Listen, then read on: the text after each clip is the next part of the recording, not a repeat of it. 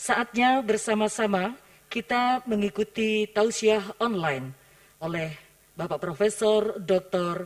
Kiai Haji Nasaruddin Umar MA, Imam Besar Masjid Istiqlal Jakarta. Kami persilahkan. Sebelum saya memulai, mohon izin saya mau melepaskan ini supaya makhrajnya bisa kedengaran bagus. Insyaallah aman di sini sendiri. Assalamualaikum warahmatullahi wabarakatuh.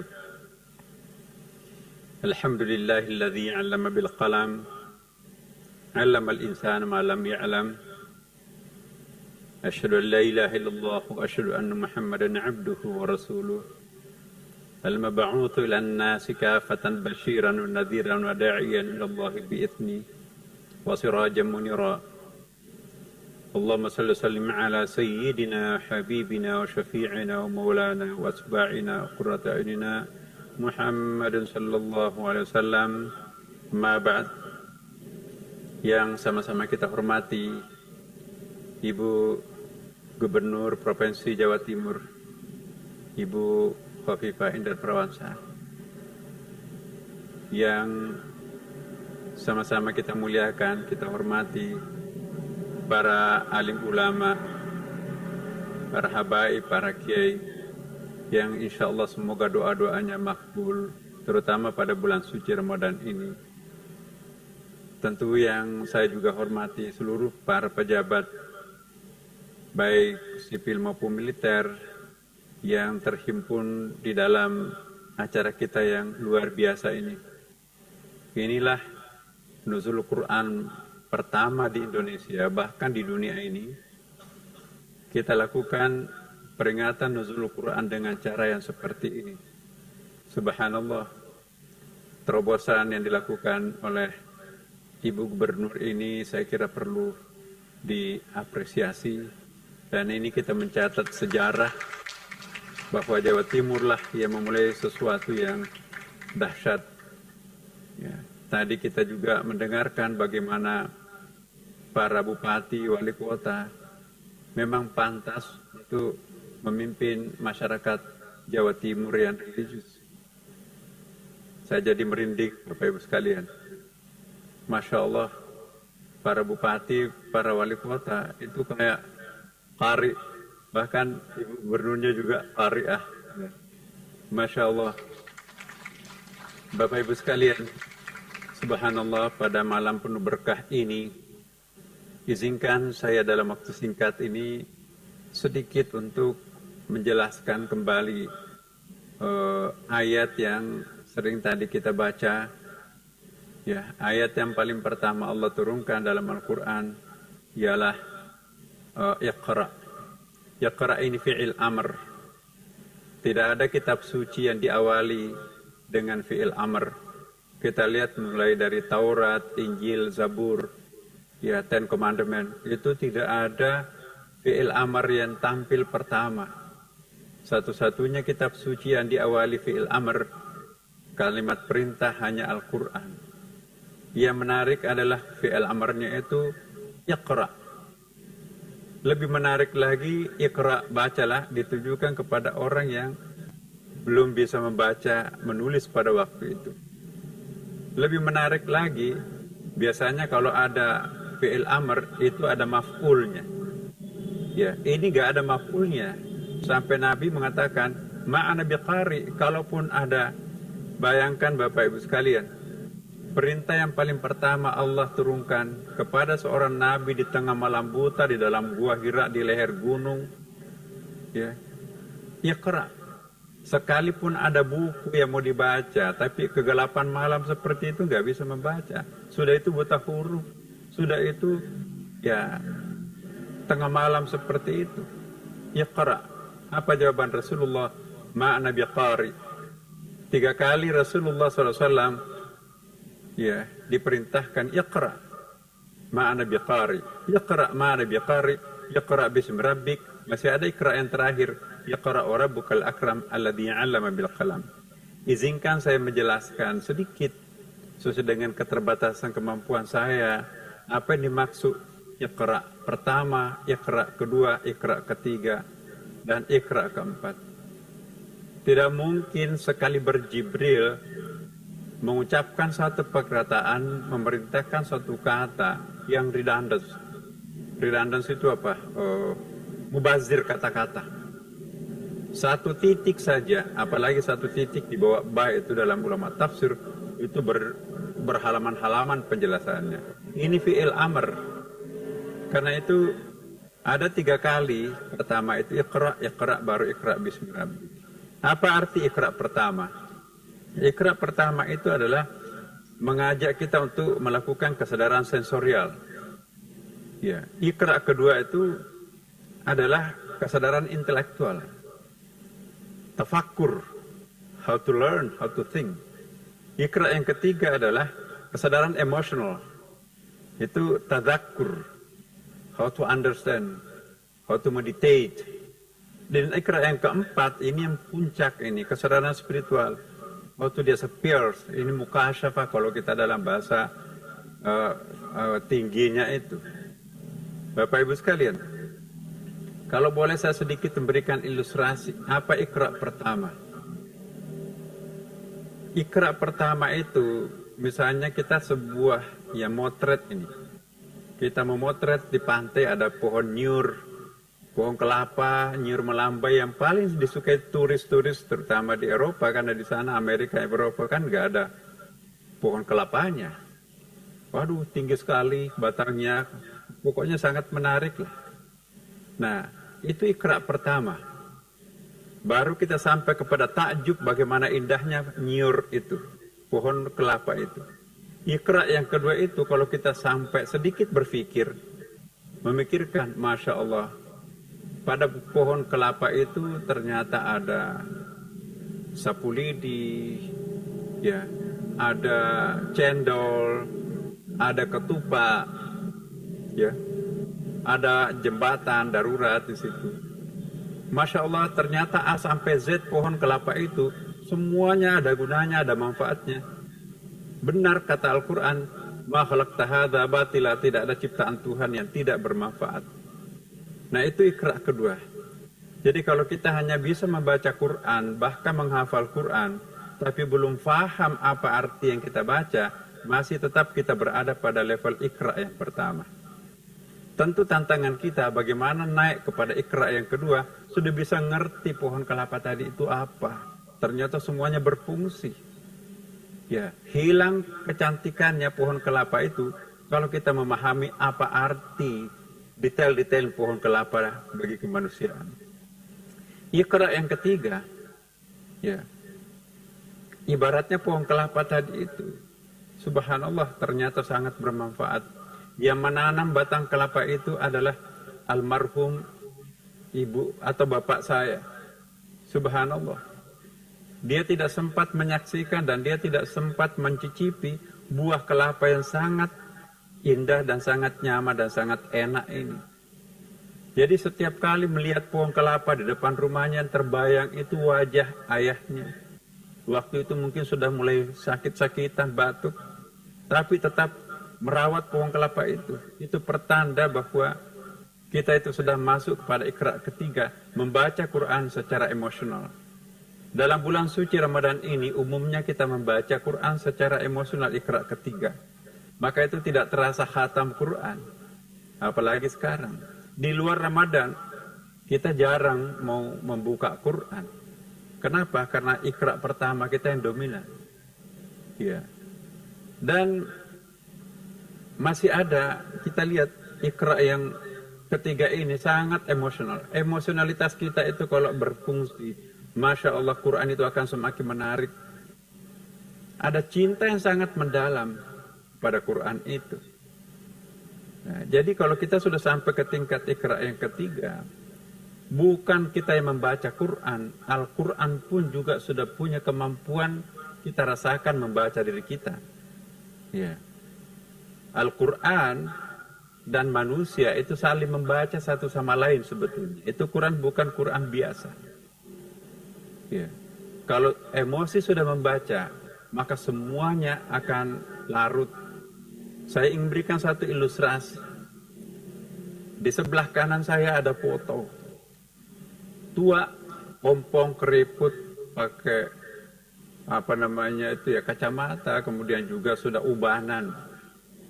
Ya, tapi di sebelah kiri itu mungkin ada gambar seorang pemudi gitu atau seorang yang muda yang menggairahkan. Tapi kenapa mata kita terpana kepada sebuah wajah? Kenapa bukan di situ? Kata yang bersangkutan, ketika semua orang mengatakan no, satu-satunya orang mengatakan yes, hanya wajah orang tua ini. Ini adalah ibunda saya, almarhumah. Ketika cinta yang membaca sebuah potret, bandingkan potret orang tua kita yang sudah tua, ubanan, ompong, gak ada artinya gambar-gambar artis sebelah kiri. Kenapa? Social saving yang tertancap dalam batin kita, jasa seorang ibu kita luar biasa. Sama juga dengan membaca Quran. Kalau kita baca Quran dengan kualitas Iqra yang ketiga, maka apapun gangguan dari manapun juga kita akan jatuh cinta terhadap Al-Quran. Inilah Al-Quran. Masih ada Iqra yang terakhir, Iqra yang keempat. Ya, siapa sebetulnya yang tampil dalam bentuk pohon kelapa ini? Ya. Teringatlah sebuah ayat, fa'ainama tuwallu, ya, walillahil masyriq wal maghrib. Ya. Fa'ainama tuwallu fatamma wajhullah. Kemanapun kalian menghadapkan mukanya, engkau akan menjumpai wajah Tuhanmu. Ketika dia menatap pohon kelapa, dia teringat ayat ini, kemanapun engkau menghadapkan mukamu, engkau akan menjumpai wajah Tuhanmu. Siapa yang engkau sebetulnya tampil dalam bentuk pohon kelapa, itu lebih dahsyat lagi. Kesadaran spiritualnya yang tampil. Bisa menangis, ya Allah. Nah, inilah Iqra keempat. Barangkali yang terbaik untuk kita ke depan, tidak hanya kita berhenti pada Iqra yang pertama, bisa membaca, bisa melagu, bisa menghafal, tapi bisa kita memahami apa artinya, bisa secara emosional kita bisa berkomunikasi dengan Quran, dan yang paling puncak artinya, menyadarkan kita secara spiritual bahwa siapa sih sebetulnya alam semesta ini. Alam ini adalah seakar kata dengan alamat. Alamat itu siapa? Alam ini berarti tanda. Dan inilah yang kita harus pahami tanda itu. Iqra bismi rabbik, bacalah. 3 kali Rasulullah diperintahkan, tambah 1 kali yang keempat itu kan. Ma'ana biqari. Di dalam gua Hira seperti itu. Nah, inilah makna apa yang dimaksud dengan Iqra pertama. Nggak ada yang bisa dibaca. Jadi yang dimaksudkan untuk bacalah di sini ini bukan membaca Quran. Quran belum turun kok pada waktu itu. Sering kita pahami, Iqra, bacalah Al-Quran. Bukan perintah Iqra di situ, bukan membaca Al-Quran. Dalam pengertian Quran kecil yang sering kita bawa. Tapi Al-Quran mana yang harus dibaca? Quran itu dari akar kata qara'ah. Qara'ah artinya menghimpun. Dan juga bisa berarti membaca. Ya. Pohon itu Quran. Menghimpun akar, batang, ranting, daun, dan buah. Masjid itu Quran karena menghimpun batu merah, besi, ya, kemudian semen, atap, tiang. Manusia itu juga Quran karena menghimpun keseluruhan alam semesta ini, mikrokosmos. Jadi semua yang bersifat himpunan, bahasa Arabnya adalah Quran. Kenapa disebut Quran? Karena menghimpun huruf hijaiyah menjadi kata, menghimpun kosakata menjadi 1 ayat, menghimpun beberapa ayat menjadi 1 surah, menghimpun 114 surah menjadi 1 Al-Quran. Quran itu adalah himpunan. Dengan demikian, apapun yang sifatnya himpunan, itu adalah Al-Quran menurut bahasa. Nah, ketika malaikat Jibril memerintahkan Nabi untuk membaca Iqra, bacalah. Nah, kita teringat, sanurihim ayatina fil afaqi, kami bentangkan ayat-ayat kami ke alam semesta ini. Jadi alam semesta ini juga adalah Quran dalam arti sesuatu himpunan. Galaksi Bima Sakti yang lengkap dengan planet-planet sepasangnya itu. Partner-partnernya. Ada mataharinya, ada bulannya, ada cincinnya, segala macam. Itu juga adalah Al-Quran yang harus dibaca. Bapak Ibu sekalian. Nah, mengapa Iqra yang pertama diturunkan? Kenapa bukan kalimat khabariyah? Kalau kita tidak membaca sejarah, sulit memahami apa arti Iqra. Kita sangat terbantu dengan sebuah buku yang ditulis oleh mbahnya filsafat di Harvard University itu, yaitu Profesor Dr. Hull, dalam bukunya yang sangat terkenal, History of Philosophy of Sciences, sejarah filsafat dan sains. Dalam penelitiannya Profesor Hull itu, setiap 6 abad itu terjadi pergumulan antara agama dan sains. Abad ke-6 sebelum Masehi sampai 1 Masehi dimenangkan oleh ilmu pengetahuan atau sains. Agama tenggelam. Makanya itu abad ke-6 sebelum Masehi sampai 1 Masehi kita tidak mengenal tokoh agama yang sangat monumental di situ. Yang muncul adalah Plato, Aristoteles, Socrates, Thales, Anaximenes, dan sebagainya. Pemikir-pemikir yang berkaliber internasional sampai sekarang karyanya itu masih monumen. Ya, agama tenggelam tapi sainsnya, filsafatnya tampil. Tapi abad 1 sampai 6 Masehi ditandai lahirnya Nabi Isa, atau di sana disebutkan Yesus Kristus, sampai abad ke-6 yang ditandai dengan hadirnya Islam, lahirnya Nabi Muhammad SAW, itu dimenangkan oleh agama. Sains tenggelam pada waktu itu. Hampir tidak ada saintis yang lahir abad 1 sampai 6 Masehi menurut Profesor Hull. Yang muncul adalah gereja dan kaisar berkoalisi untuk menentukan otoritas kebenaran. Tidak ada yang boleh menentukan kebenaran selain otoritas raja dan gereja pada waktu itu. Terjadilah masa kegelapan pada waktu itu. Jangan coba-coba ada yang menemukan suatu kebenaran. Kalau itu bertentangan dengan otoritas tadi itu, maka itu akan berarti malapetaka yang bersangkutan. Jadi 6 abad terjadi abad kegelapan. Itulah sebabnya abad ke-6 sampai ke-13 menurut Profesor Hull tidak pernah bersanding agama dan sains kecuali abad ke-6 sampai abad ke-13. Ditandai lahirnya Nabi Muhammad SAW, lahirnya Iqra itu tadi. Iqra-nya syaratnya harus bismi rabbik. Di abad pertama tadi itu, abad ke-6 sebelum Masehi sampai 1 Masehi, itu hanya Iqra. Tapi abad 1 Masehi sampai 6 Masehi itu hanya bismi rabbik. Islam datang, turunnya Al-Quran, Iqra, tapi syaratnya harus bismi rabbik. Iqra tanpa bismi rabbik itu akan melahirkan monster. Ya, tapi bismi rabbik tanpa Iqra itu akan lumpuh. Nah, jadi tidak pernah terjadi dalam sepanjang sejarah umat manusia di mana agama dan sains itu menyatu sebagai satu kesatuan yang integrated, tak terpisahkan, kecuali pada abad ke-6 sampai ke abad ke-13 menurut Profesor Hull. Itulah rahasianya mengapa Iqra. Mengapa Iqra? Karena dulu tidak pernah orang membaca. Jadi ada sebuah hentakan, bacalah. Salah satu kunci peradaban untuk manusia naik ke atas itu adalah harus dengan membaca. Itulah sebabnya juga ayat yang turun setelah Iqra itu adalah Nun wal qalami wa ma yasturun. Demi pena dan apa yang dituliskannya. Sumpah pertama Tuhan, demi kalam, demi pena. Ayat pertama yang Allah turunkan Iqra. Jadi ilmu pengetahuan itu sangat penting. Kalau kita berbicara agama, tidak boleh meninggalkan sains dan pengetahuan. Tapi sebaliknya kalau kita bicara tentang sains, filsafat dan pengetahuan tidak boleh melepaskan agama. Nah, dalam posisi kita sedang berada pada cobaan musibah COVID-19 ini, kita tidak bisa hanya emosi keagamaan yang digunakan untuk menyikapi musibah ini.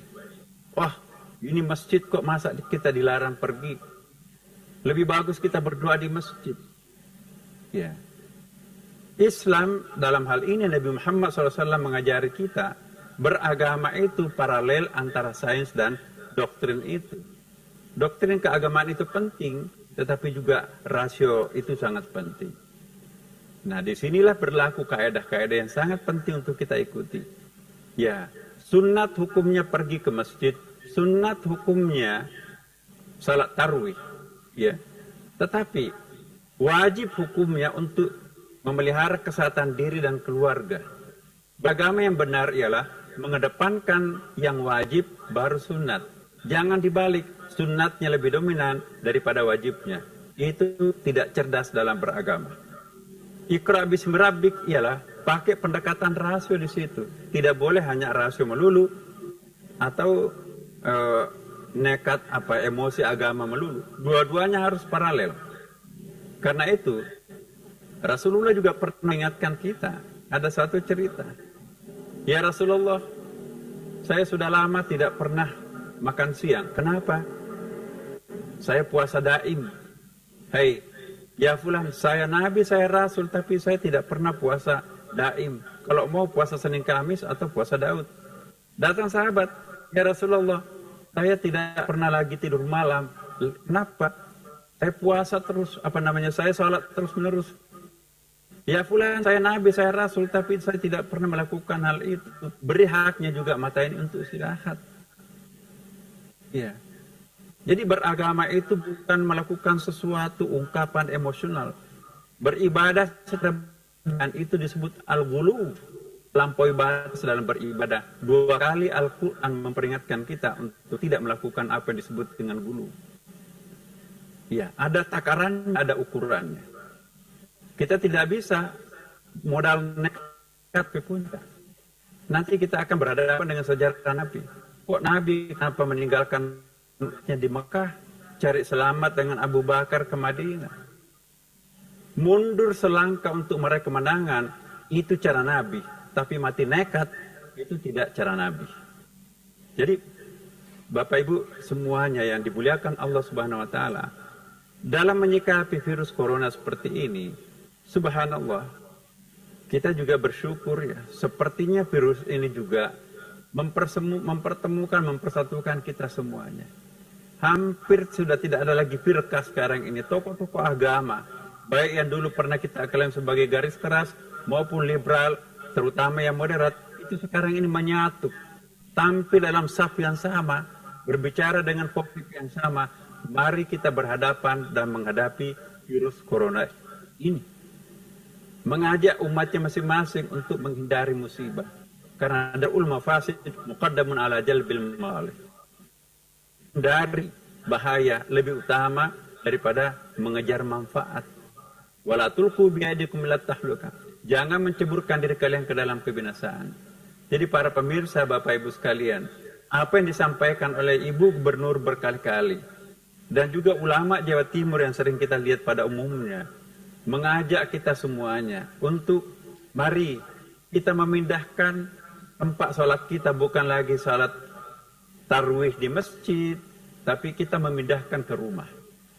Al-ardu masjidun, kata Rasulullah. Semua permukaan bumi ini adalah masjid, kata Rasulullah. Jadi masjidnya para petani, pematang sawahnya, masjidnya para nelayan adalah perahunya, masjidnya tukang kebun adalah bawa pohonnya. Jadi masjid itu boleh dalam pengertian al-masjid, boleh juga tempat sujud, itu adalah masjid.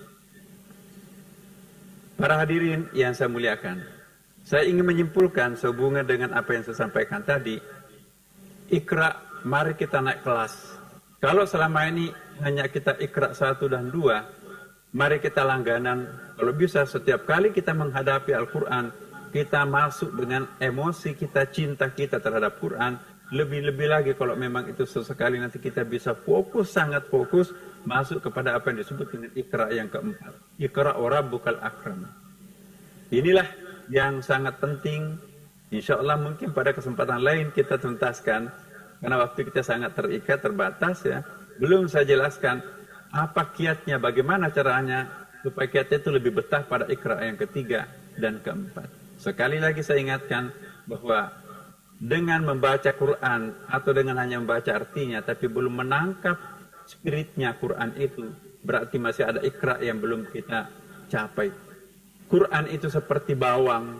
Kadang-kadang kita menganggap ini isinya, ternyata masih kulit. Di dalam kulit masih ada kulit. Di dalam kulit masih ada kulit. Di dalam kulit masih ada kulit.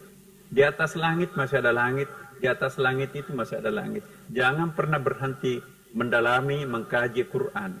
Semakin kita baca, semakin muncul rahasianya Al-Quran. Dan Quran itu adalah kitab akhir zaman. Tidak heran kalau Quran sekarang ini adalah kitab suci yang paling sering keluar masuk di laboratorium sebagai postulat akademik ilmiah.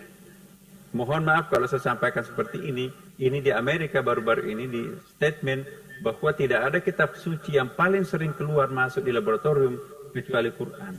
Sekarang sedang dikaji oleh para ahli. Ya, pandemi apa dalam Quran? Ditemukanlah ada 3 macam pandemi dalam Quran. Nabi Saleh ketika berhadapan dengan Thamud, kemudian pandeminya Talut dengan Jalut, dan pandeminya Abraha. Ya, inilah 3 pandemi yang diperkenalkan dalam Quran, sekaligus penularan pertama virus binatang kepada manusia itu sudah disyaratkan dalam Al-Quran. Dan kepada para saintis, para ilmuwan, mari kita mengkaji Quran. Insya Allah Quran itu akan menjanjikan banyak hal. Semakin kita kaji, maka semakin manfaat kemanusiaannya akan kita temukan. Semoga ada manfaatnya Bapak Ibu sekalian. Allahul muwaffiq ila aqwamit thariq. Wassalamualaikum warahmatullahi wabarakatuh. Allahumma dzakirna